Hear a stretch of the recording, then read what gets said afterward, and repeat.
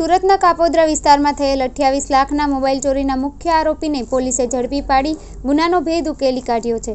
સુરત શહેરમાં ચોરી, મારામારી, છેડતીની ઘટના સાવ સામાન્ય થઈ ગઈ છે। કાપોદ્રા વિસ્તારમાં થોડા દિવસ પહેલા ₹28 લાખના મોબાઈલ ફોનની ચોરીની ઘટના બની હતી, જે અંગે કાપોદ્રા પોલીસ મથકે ગુનો નોંધાયો હતો। પોલીસે આરોપીને પકડવા તજવીજ હાથ ધરી હતી। પોલીસ પાસેથી મળતી માહિતી મુજબ કાપોદ્રા વિસ્તારમાં 28 લાખના મોબાઈલ ફોનની ચોરી થઈ હતી।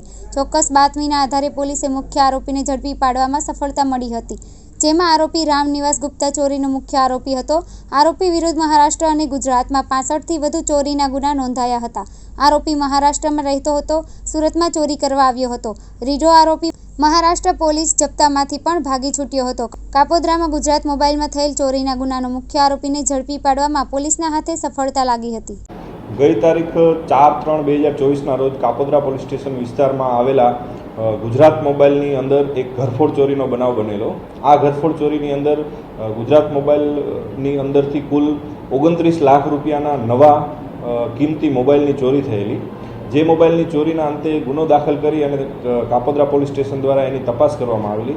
એ દરમિયાન અગાઉ ક્રાઇમ બ્રાન્ચ દ્વારા આ ગુનાનું ડિટેક્શન કરવામાં આવેલું અને અમર ખરાટ નામના એક વ્યક્તિની ધરપકડ કરવામાં આવેલી।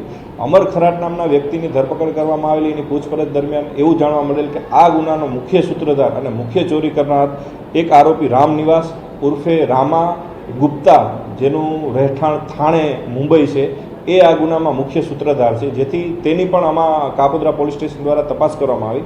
તપાસ દરમિયાન એવું માલુમ પડેલું કે આ ખૂબ જ રીઢો ગુનેગાર છે અને આ ગુનેગાર ઉપર કુલ 60થી વધારે ઘરફોડ ચોરીના ગુના દાખલ થયેલા છે અને આ ગુનેગારની મુખ્ય એમો એવી છે કે મોટા ભાગે મોબાઈલની જ દુકાનો તોડે છે અને ચોરી કરે છે। મુંબઈમાં અસંખ્ય દુકાનો આણે તોડેલી છે અને કોઈ અજાણ્યા માણસોને આ નવા મોબાઈલો વેચવાની એમો ધરાવે છે। આ આરોપીને થાણે પોલીસ સ્ટેશન દ્વારા જે તે વખતે પકડવામાં આવેલો અને ત્યાં મુંબઈ પોલીસના હાથમાંથી પણ ફરાર થઈ ગયેલો, જેનો પણ ગુનો દાખલ થયેલો હોય અને આશરે 1.5 મહિના પહેલાં આ આરોપીને મુંબઈ પોલીસ દ્વારા ફરીથી પકડવામાં આવેલો અને એ થાણે જેલમાં બંધ હતો, જેથી થાણે જેલમાંથી એનો કબજો મેળવી અને હાલ જે ગુજરાત મોબાઈલમાંથી જે મોબાઈલ ગયેલા છે એ ક્યાં વેચ્યા છે, કેને આપેલા છે, એની તપાસ હાલ ચાલુ છે અને આરોપી હાલ રિમાન્ડ ઉપર છે।